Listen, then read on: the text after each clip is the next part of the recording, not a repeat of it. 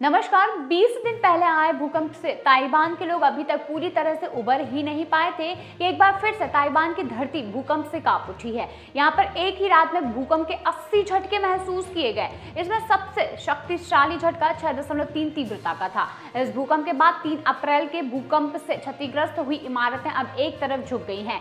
बताया ये जा रहा है कि भूकंप का केंद्र ग्रामीण पूर्वी काउंटी हुलिएन में था। यहाँ पर ही 3 अप्रैल को 7.2 तीव्रता का भूकंप आया था, जिसमें करीब 14 लोगों की मौत हो गई थी। इस शक्तिशाली भूकंप के बाद इसे लेकर अब तक ताइवान में भूकंप के सैकड़ों झटके आ चुके हैं। वहीं हुलिएन के अग्निशमन विभाग ने ये बताया कि 3 अप्रैल को आए भूकंप के बाद एक होटल काफी बुरी तरीके से क्षतिग्रस्त हो गया था।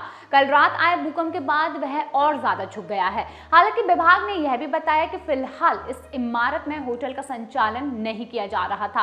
वैज्ञानिक रूप से समझने के लिए हमें पृथ्वी की संरचना को समझना बेहद जरूरी है। पृथ्वी टेक्टोनिक प्लेटों का एक स्थित जो प्लेट है उस पर स्थित है और इसके नीचे तरल पदार्थ यानी कि लावा है और इस पर टेक्टोनिक प्लेट्स तैरती रहती हैं। कई बार ये प्लेट्स आपस में टकरा जाती हैं और बार बार टकराने से कई बार प्लेट्स के कोने मुड़ जाते हैं और ज्यादा दबाव पड़ने पर ये प्लेट्स टूटने लगती हैं। ऐसे में नीचे से निकली ऊर्जा बाहर की ओर निकलने का रास्ता खोजती है। जब इससे डिस्टरबेंस बनता है तो इसके बाद भूकंप आता है। भूकंप को रिक्टर स्केल पर मापा जाता है। रिक्टर स्केल भूकंप की तरंगों की तीव्रता मापने का एक गणितीय पैमाना होता है। इसे रिक्टर मैग्नीट्यूड टेस्ट स्केल कहा जाता है।